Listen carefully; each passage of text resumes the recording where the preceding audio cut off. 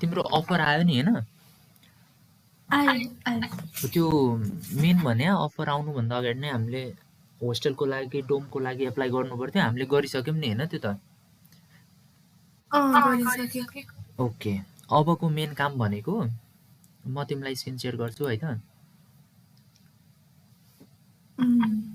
रुक है त।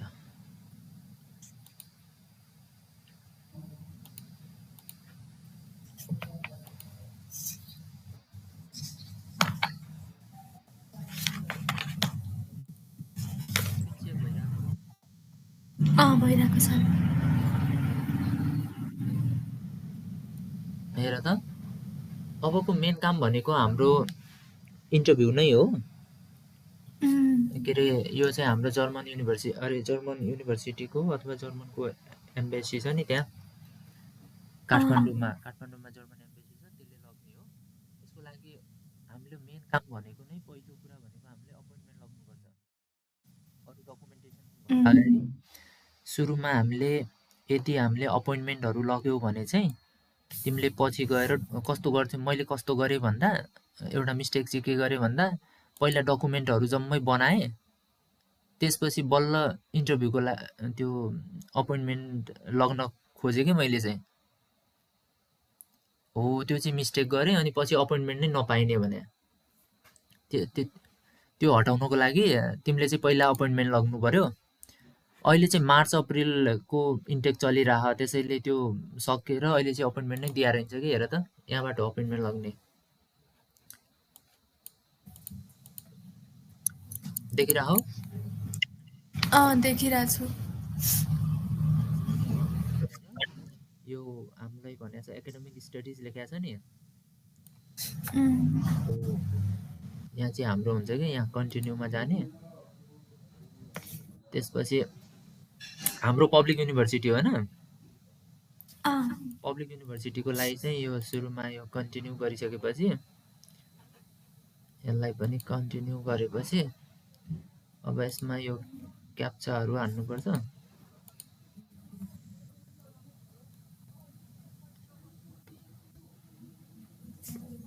यो कता भेट्यौ नि यो लिङ्क तिमीले? मैले खोलेको त छैन, रुक ल। सर्भिस टु अहिले हेर त अपोइन्टमेन्ट नै छैन अब 4 महिनासम्म। अहिले समर इन्टेकको सक्या हो कि यो। अब यो विन्टर इन्टेकको जहिले तिमीले अब विचार गरिरहनुपर्छ, यो जहिले विन्टर इन्टेकको सुरु हुन्छ नि च्याप्प लगिहाल्ने। खुलाएपछि बल्ल गर्न मिल्छ हामीले। त्यो उनीहरूले खुलाएपछि बल्ल गर्न मिल्ने हो, तर यो हामीले अब हेरिरहनु पर्यो, बुझ्यौ? अब यो गर्नुपर्ने हो, किनभने हाम्रो धेरै छ नि त। हामी त अक्टोबरको सेप्टेम्बरकोमा पढाइ सुरु हुन्छ, हाम्रो त टन्न टाइम छ नि त अहिले। हाम्रो विन्टर इन्टेक हो नि त, त्यसैले अहिले खुलाएको रहेनछ क्या। यो सेप्टेम्बरमा जानेहरू अहिलेदेखि नै सुरु गर्दैनन् कि, हामीले छिटो गरे हो नि त यो। अब हामीले यो टाइममा चाहिँ के गर्नु पर्यो भन्दा अब चाहिँ हामीले डकुमेन्टेसनहरू रेडी गर्नु पर्यो, किनभने अहिले त केही छैन काम हाम्रो, बुझ्यौ? अब डकुमेन्टेसन यो तिमीले यो पायो नि कता हो कसरी खोज्ने भनेर। यो के हान भने German embassy in Nepal appointment हाल न। German embassy in Nepal appointment हानेपछि यस्तो आउला हैन? यो यो यो छ नि, यो जर्मन एम्बेसीको यो उ हो कि लोगो, यो सेकेन्डको चाहिँ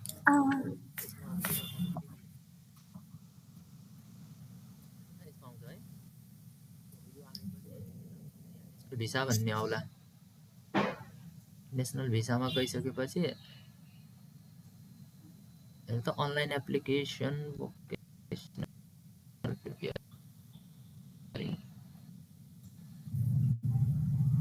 कहाँ गयो त?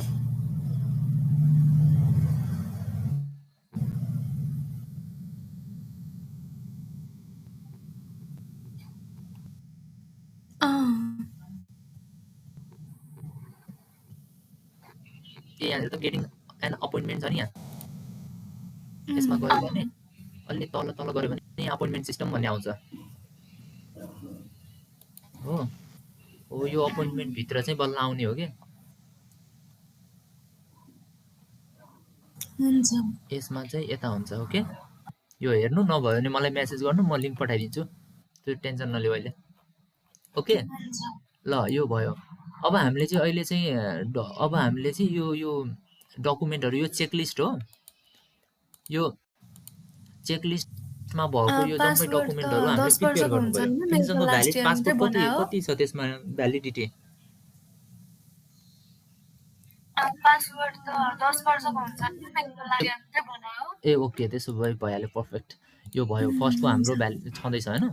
यो बायोमेट्रिकल पासपोर्ट फोटोहरू खिच ओके यो अहिले नखिच कि जति बेला तिमी अपोइन्टमेन्टहरू पाउँछौ नि हो त्यति बेला खिच्नु यो ठ्याक्क साइज हुन्छ यसको यो तिमीले युरोपमा चाहिने के भन्नुपर्छ म पठाउँछु यो कस्तो खिच्नुपर्छ भनेर ओके त्यसपछि यो फर्म भर यो फर्म जहिले भर्दा नि हुन्छ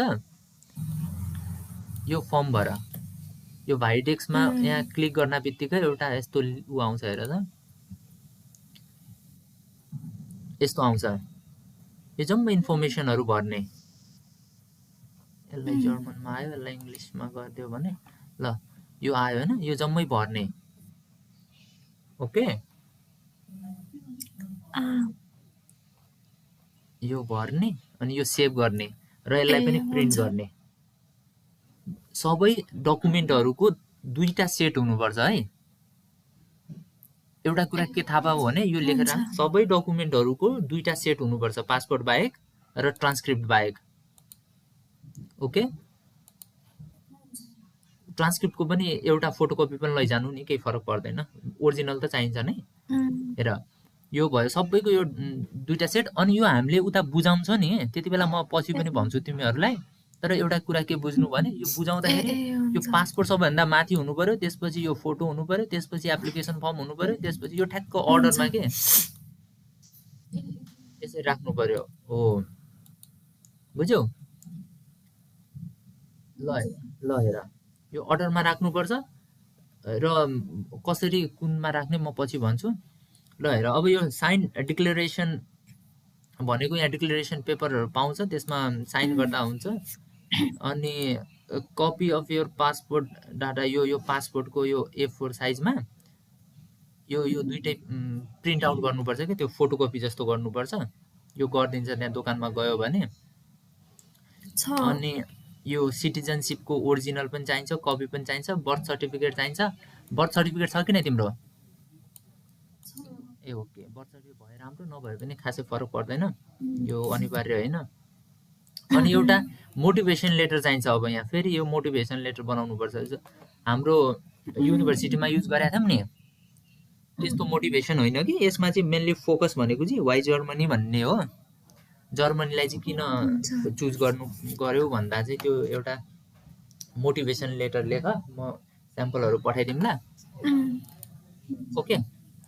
अनि त्यसपछि प्रुफ अफ एडमिसन यो त भइहाल्यो तिम्रो आछ हैन एडमिसन लेटर पनि चाहियो school living certificate and marksheet यो जम्मै ओरिजिनल चाहिन्छ नै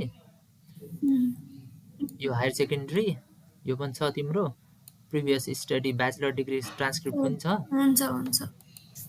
ट्रान्सक्रिप्ट यो भन्नुको त बेसमा ट्रान्सक्रिप्ट मात्र हाल्ने होइन कि यो ब्याचलर डिग्रीको जम्मै है यो जम्मै जे छ हो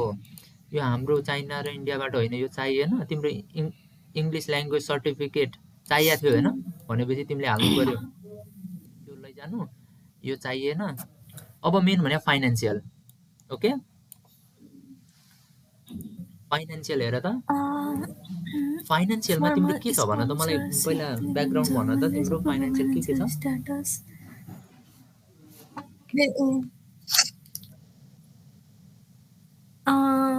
त्यस्तो खासै त छैन नि म हाम्रो मम्मी टिचर हो अनि तर प्राइभेटको हो खासै धेरै छैन मम्मीको पनि ए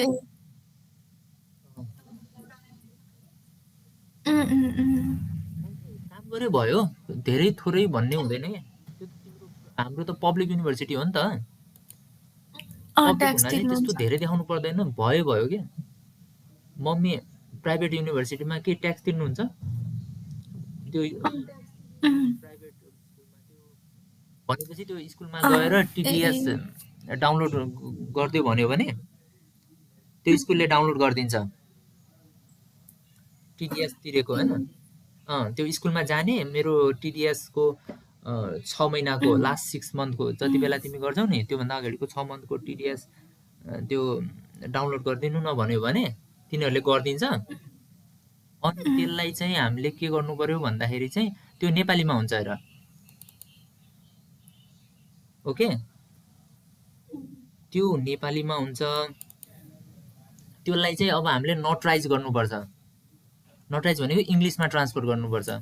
बाबाको चाहिँ के गर्नु त्यही एग्रिकल्चरबाटै हो भनेर दिनुपर्छ होला देखायो भने ड्याडी के गर्नुहुन्छ त्यो सापकोटा कृषि फार्म भनेर रजिस्टर्ड चाहिँ छ हाम्रो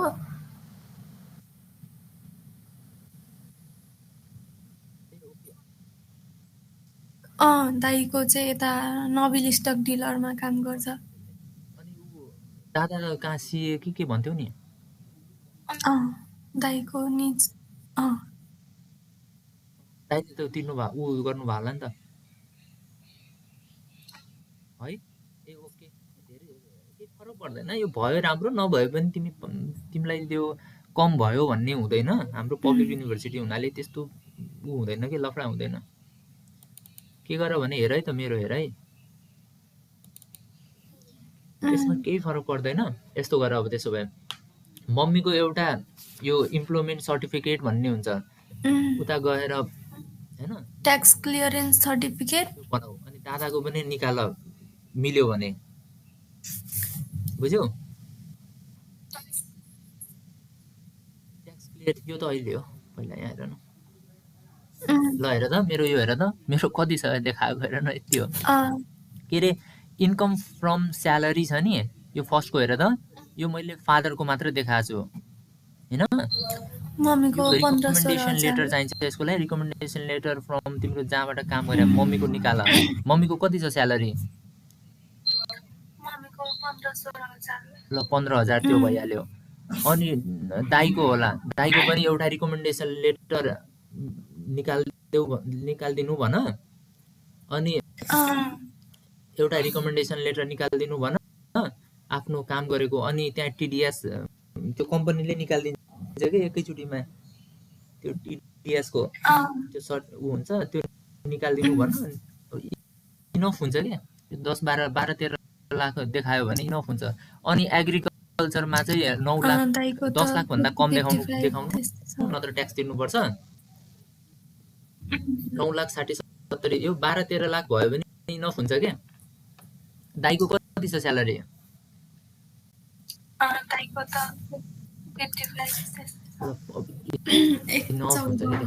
50 55 लगभग 55 दाइको 15 मम्मीको 55 60 70 भइहाल्यो नि 70 भनेपछि 70 × 12 कति भयो बढी भयो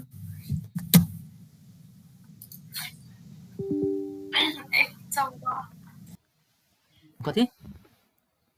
निस्किन्छ लगभग 8-9 लाख भयो है बढी भयो 8-9 लाख 8-9 लाख त्यहाँबाट भयो 8-9 लाख यो एग्रिकल्चरको तिम्रो जमिन छ कि नै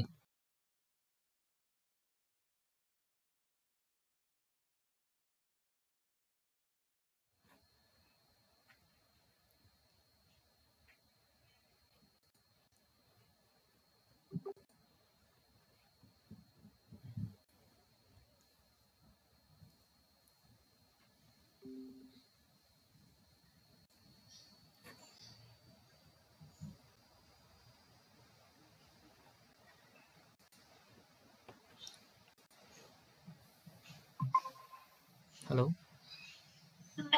के भयो छ्या उ भयो स्यालेरीबाट चाहिँ ल फेरि त्यहीबाट रिज्युम गरौँ है त हुन्छ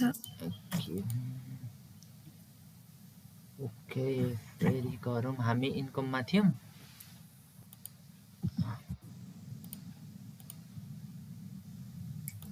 ओके इन्कममा थियौँ भनेपछि तिम्रो इन्कम फ्रम स्यालेरी एउटा ब्रदरको भयो एउटा फादरको देखाऊ 8-9 लाख त्यसमा आउँछ त्यसको लागि रिकमेन्डेसन लेटर र टिडिएस बनाऊ एग्रिकल्चर तिम्रो ड्याडी मम्मी हजुरआमा हजुरबुवा र दादाको नाममा छ कि नै? त्यो एग्रिकल्चर गर्ने ल्यान्डहरू होइन त? एग्रिकल्चर ल्यान्ड भन्नाले त्यो जग्गा हुनु पर्यो। छ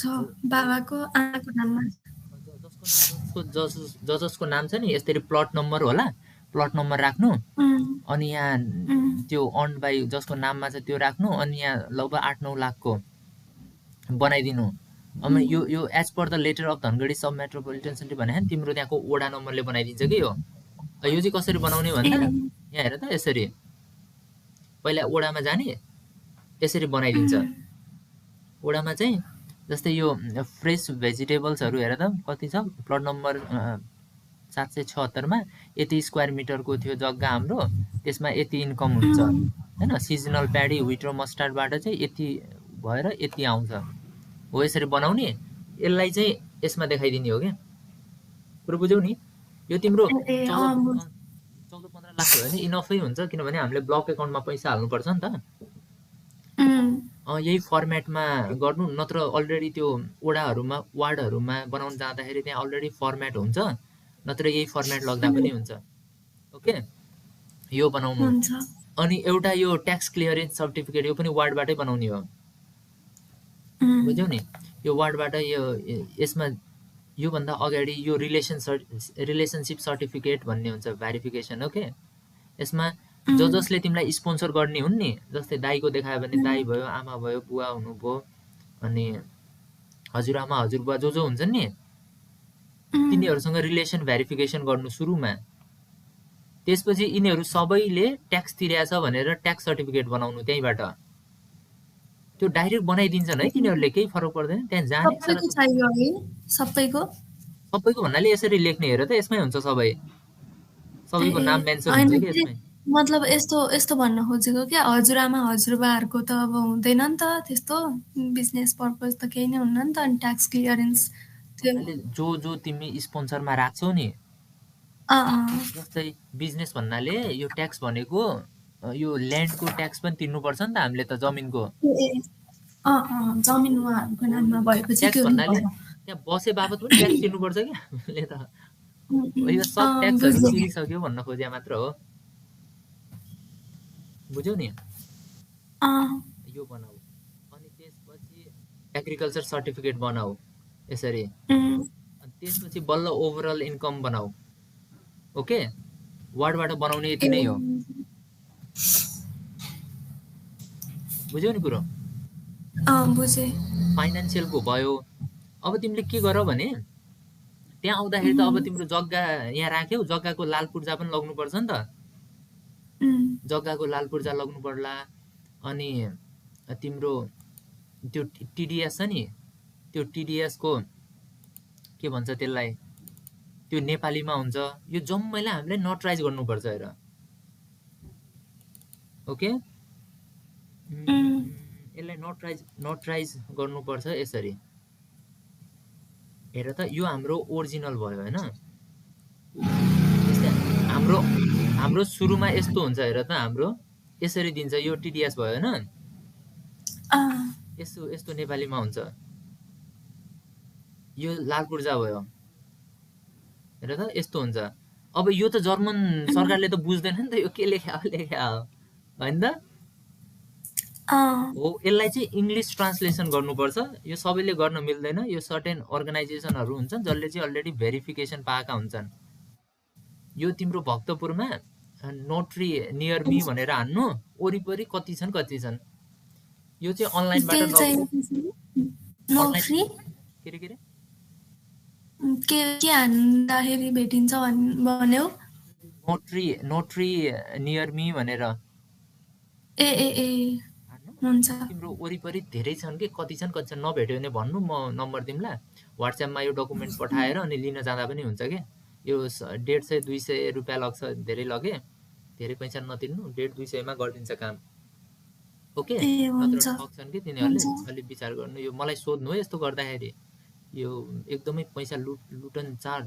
चल्छ त्यहाँ हो। यो हेर त, यो नेपालीमा हुन्छ, यसलाई चाहिँ हामीले इङ्ग्लिसमा ट्रान्सलेसन गर्नुपर्छ। यो नोटरी भनेकै त्यही हो। अब इङ्ग्लिसमा ट्रान्सलेट गर्दा कस्तो हुन्छ त्यसलाई यस्तो हुन्छ हेर त यो इङ्ग्लिसमा अब यहाँ लेख्या हुन्छ हेर अघिकोमा ओरिजिनल कपी भनेको थियो यसमा ट्रान्सलेसन कपी भनेको छ यो हुन्छ नि यो दुइटै चाहिन्छ कि बुझ्यौ यो भयो यस भयो ओके हो यसरी नोटरी गर्नु पर्यो यति गरिसकेपछि तिम्रो लगभग 90% भिसाको लागि तिमी उपयुक्त भयो हाम्रो के सकियो यो सकियो यो सकियो यो सकियो फाइनान्शियल सम्म सकियो अब हामीले ब्लक एकाउन्ट खोल्नु पर्यो ब्लक एकाउन्ट चाहिँ भिसा इन्टरभ्यू भन्दा अगाडि नै खोल्नु पर्छ यता भनेको छ यो म्यान्डेटरी होइन एप्लाई गर्नुभन्दा अगाडि तर खोल्नु पर्छ हामीले बुझ्यौ यो ब्लक एकाउन्ट खोल्दाखेरि मैले तिमीहरूलाई गाइड गरिदिन्छु प्रत्येक ब्लक एकाउन्ट मलाई भनेर खोल्ने है सबैले फिन्टिबाबाट खोल्ने अरूबाट त्यो 2-4 रुपियाँको लोभ नगर्नु नत्र यता पछि सुरुमा आउँदा धेरै थाहा हुँदैन नि त हामीलाई थाहा हुँदैन अनि 2-4 रुपियाँको लोभ गरिन्छ यस्तो आपत आउँछ कि पुरै छोड्देऊ यो फिन्टिबा भने एकदम स्मुथ प्रोसेस छ बुझ्यौ नि यो यो यो यो यो कसरी खोल्ने के कुन खोल्ने म भन्छु तिमीहरूलाई पछि पहिला यो डकुमेन्ट बनाऊ त्यसपछि त्यहाँ जानुभन्दा अगाडि यो खोलेर जाम्ला यो खोलेर यसको एउटा सर्टिफिकेट आउँछ त्यो लगेर जानुपर्छ ओके हुन्छ ल ब्लक एकाउन्ट पनि भयो अब यो फ्लाइट रिजर्भेसन हेल्थ इन्स्योरेन्स यो भनेको तिम्रो इन्टरभ्यू दिइसकेको 5-7 दिनपछि उनीहरूले फेरि एउटा इमेल पठाउँछ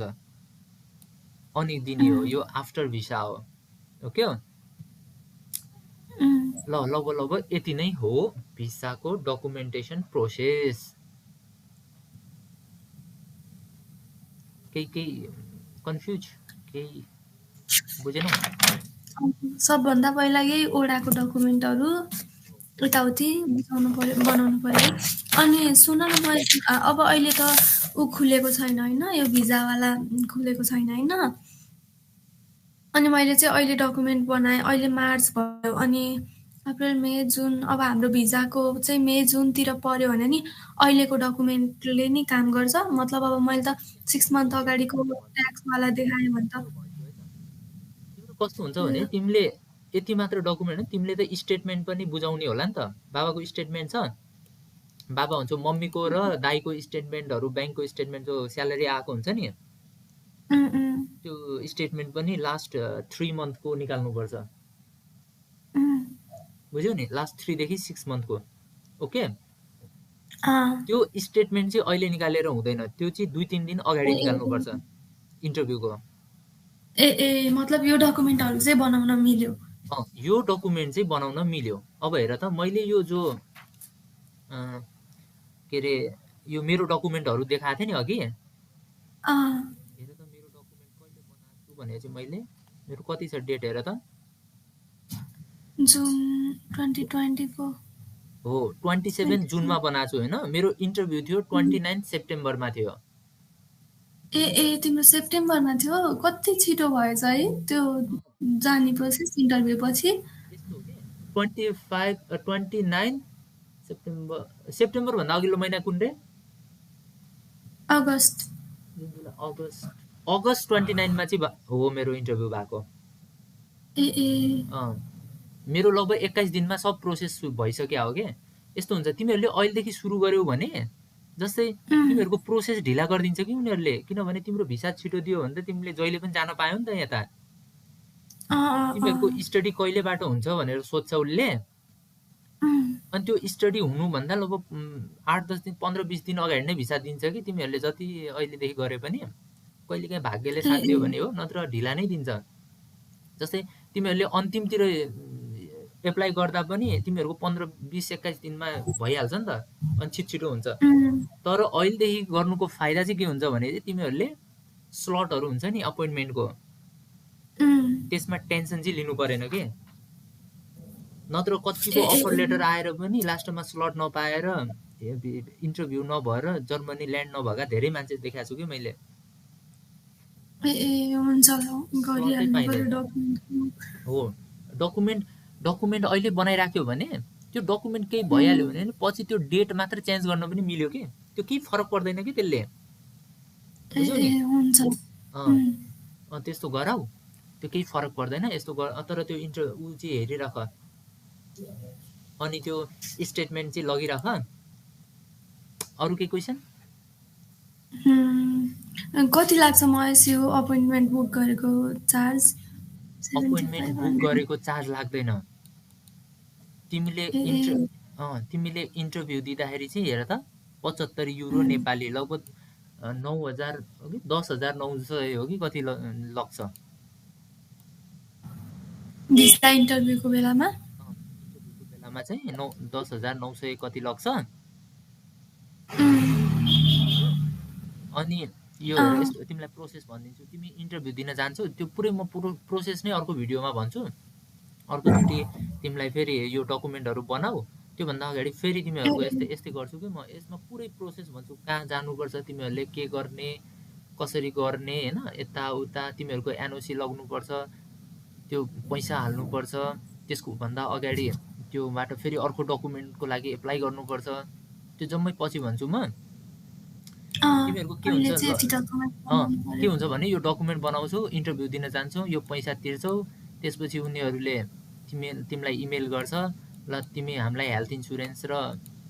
इन्सुरेन्स पठाऊ भनेर त्यसपछि उनीहरूले ड्राफ्ट दिन्छ ड्राफ्ट दिइसकेपछि अब तिमीले हुन्छ कि क्वालिफाइड हुन्छौ कि ड्राफ्ट लेटर र एनओसी भएपछि तिमी नेपालबाट जर्मनीको ब्लक एकाउन्टमा पैसा हाल्न क्वालिफाई हुन्छौ तिमी त्यो पैसा हाल्छौ पैसा हालेर फेरि त्यो लेटर बुझाउँछौ उता अनि बुझाइसकेपछि उनीहरूले बल्ल भिसा दिने हो क्या हुन्छ म पहिला डकुमेन्ट बनाउँछु त्यसो भए अब त्यस्तो गर्ने हो त्यसो केही भयो भने तिम्रो त्यो पनि सेयर गरिदेऊ न ल रिफरेन्स हुन्छ म त्यही अनुसार गर्छु यो डकुमेन्टहरू थियो नि फाइनेन्सियल ल म यो सब सेयर गरिदिन्छु ओके है त हुन्छ ल हुन्छ त्यही अनुसार गर्दै गर्छु केही भयो भने भनौँला ल हुन्छ थ्याङ्क यू